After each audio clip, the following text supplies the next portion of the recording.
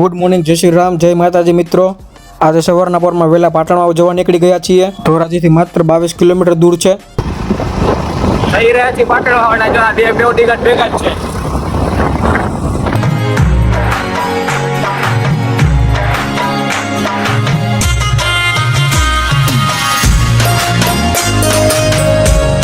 આપણે આગળ જ હાકી, વાહે કોઈ દી હાંકવાની જ નહીં।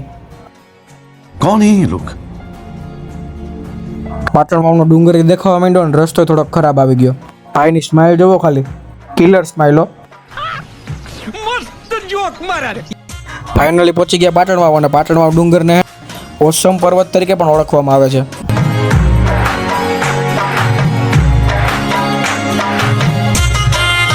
ફાઇનલી અમે પાછળના રસ્તે ટપકેશ્વર મહાદેવ વાળા રસ્તે ચડવાનું ચાલુ કરી દીધું અને આપણે પહોંચી એ પહેલા બધા ભાઈઓ તો વહેલા ચડવા માંડ્યા હતા। પછી દીપકભાઈ અમુક કેમેરો ચાલુ કર્યો, દીપકભાઈ પ્રોફેશનલ લાઈટ કાઢવા માંડ્યા। આમ હાલ્યો આવતો હોય ને તો રૂડો લાગે, હાથી જેવા જનાવરને કેળા બદલાવા પડે, તારી ભલી થાય તારી હો। પછી બધા ભાઈઓ મજાક મસ્તી કરતા કરતા ધીમે ધીમે ચડવા માંડ્યા। પણ આજે આપણા પેથાણી ભાઈ એક પર્વત ઉપર સિક્રેટ લોકેશન છે ત્યાં લઈ જવાના હતા। અમારા પેથાણી ભાઈ તો ફોટો પાડવા ઠેઠ ઉપર ચડી ગયા ભાઈ। પછી આ બે ભાઈ થાકી ગયા તો થોડીક વાર પોરો ખાઈ લીધો અને બધા ઊભા રહી ગયા। પેથાણી ભાઈના સિક્રેટ લોકેશન પર જવા માટે ટપકેશ્વર મહાદેવનો ધોધ છે, ત્યાંથી જે પર્વતવાળો રસ્તો ઉપર જાય ત્યાંથી જવાનું છે। પછી વારા ફરતી વારા બધા ધીમે ધીમે ચડવા માંડ્યા પર્વતવાળા રસ્તે। Mission success. 600 फीट गिराई से ऊपर आए हैं। यहाँ पर बहुत ज्यादा खतरा है। 600 फीट, यहाँ पे मैंने अजीबोगरीब जानवर देखे हैं। देखो लीला कलर का। 600 फीट।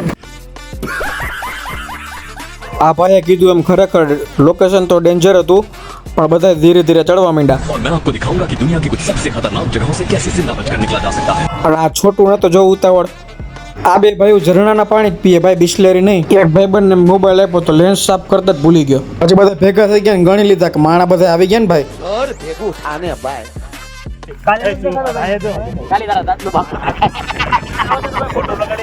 अबे साले तभी 2000 years later. Finally secret location પર પહોંચી ગયા ને અમે હતા ટોચ ઉપર પર્વતની, અને ત્યાંથી લોકેશન જો ગામનું ને ઉપર વાદળાનું ને આખું પાટણમાં દેખાતું જો ભાઈ। પછી સારું લોકેશન જોઈને બધાએ ફોટોગ્રાફી ચાલુ કરી દીધી।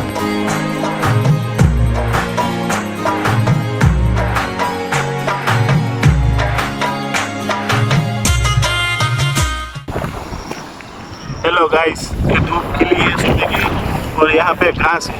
देखो ये घास लीले लीले है। बारिश चाहिए और अभी तो रुको, क्लाइमैक्स अभी बाकी है।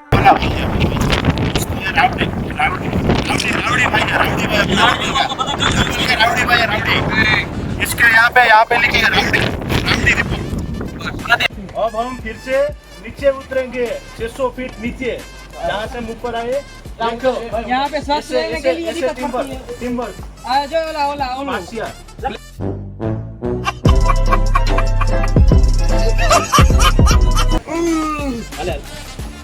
इस आवत से हम यहाँ पे दोनों एक साथ उतर रहे हैं, क्योंकि 600 फीट गिरा है। 600 फीट कभी भी कुछ भी हो सकता है यहाँ पे।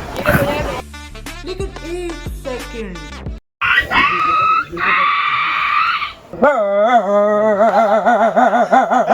तो यहाँ हो जा। हमारे दो पालतू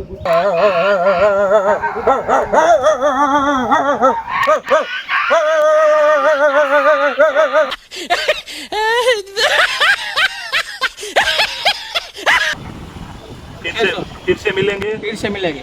गाइस बहुत मजा आया, बहुत मजा आया। ब्लॉगर के साथ। हमारे भाइयों को सपोर्ट देना, फुल सपोर्ट के साथ बढ़ाओ। હવે રાજ की आर्मी फॉलो करिए, फैन करिए। પછી અમે સીધા આવી ગયા ટપકેશ્વર મહાદેવના દર્શન કરવા।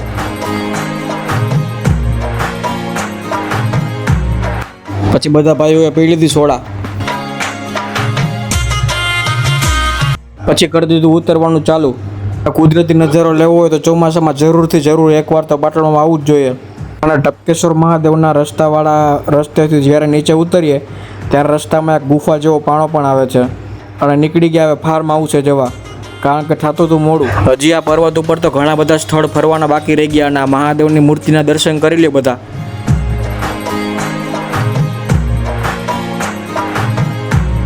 પછી આ ત્રણેયને ભૂખ લાગી તો મેં કીધું હાલો પપ ખાઈ લ્યો હવે। પછી સીધા આવી ગયા ફાર્મ હાઉસે।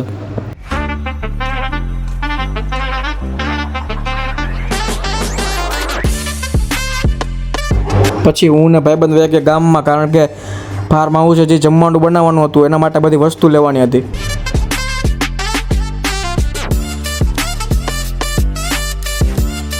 પછી આપણે એકાદ સ્નેપ લઈ લીધી કે હાલો પાટણમાં આવ્યા તો એકાદી સ્નેપ તો મૂકીએ.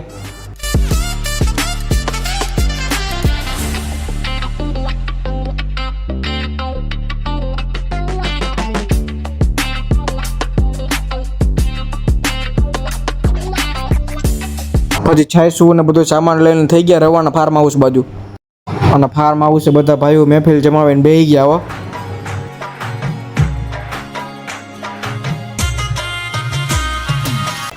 हेलो गाइस, हमारा फार्म हाउस है, बंदे लोग हैं, तो बंदे लोग को लेके आ जाओ, अपनी बंदी को लेके चला जाओ.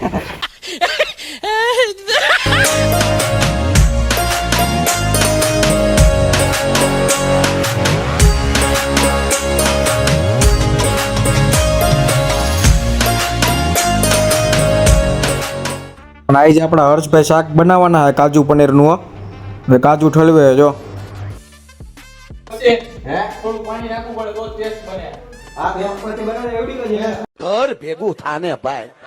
અને અમારા પ્રદીપભાઈ ને દીપકભાઈ તો ડુંગળી સુધારવા માંડ્યા હો રોતા રોતા. આ ભાઈ કંઈક વાડીમાં કરવા માંડ્યા. આયાનું વાતાવરણ જોઈને હે ને બહુ મોજ આવી ગઈ. વિરાટભાઈ કે હવે કેટલીક વાર છે જમવાની, હું હુઈ જાઉં છું. तू मेरे से प्यार करती है या नहीं करती ये बता दे तू बस. नहीं मैं तेरे से लास्ट पर पूछ रहा પછી આ ભાઈને ઉઠાડ્યા સીધા મોબાઈલ જોવા માંડ્યા. મેં કહું થોડીક વાર વાતું બાતું તો કરો કાંઈક. પણ પેથાણી ભાઈ કે વ્લોગ બંધ કરીને ભાઈ હવે. અને આ છોટું સીધી લંબાઈ ગયો ખાટલે.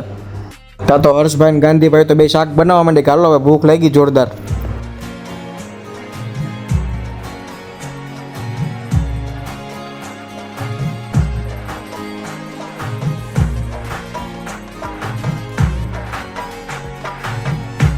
અને ત્યાં તો બધા ભાઈઓ પીવા માંડ્યા ચા, કારણ કે જમવાનું હજી બન્યું નહોતું. અને દીપકભાઈએ ચા બનાવી હોય ને એમાં પીવાની ના પડાય. અને આને કોક કયો હુતા હુતા ચા પીએ ભાઈ. ત્યાં તો હર્ષભાઈએ ઝડપથી શાક બનાવી નાખું, રોટલી મગાવી દીધી બહારથી. બધા ભાઈઓ બેસી ગયા ભેરા જમવા હો ભાઈ. અને ખરેખર બધા ભાઈઓ એક હારે જમતા હોય ને તો જમવાની અલગ જ મજા આવે ભાઈ.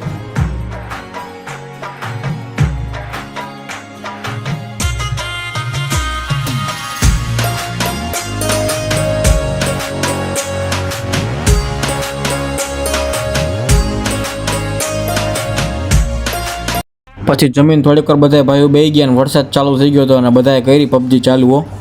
પછી સાંજે નીકળી ગયા સીધા ઘરે જવા માટે, કારણ કે થઈ ગયું હતું બહુ મોડું. જો આ વ્લોગ ગમ્યો હોય તો લાઈક કરી નાખો અને સબસ્ક્રાઈબ કરી નાખો. અને મળીએ કંઈક નવા વ્લોગમાં. જય માતાજી, જય શ્રી રામ.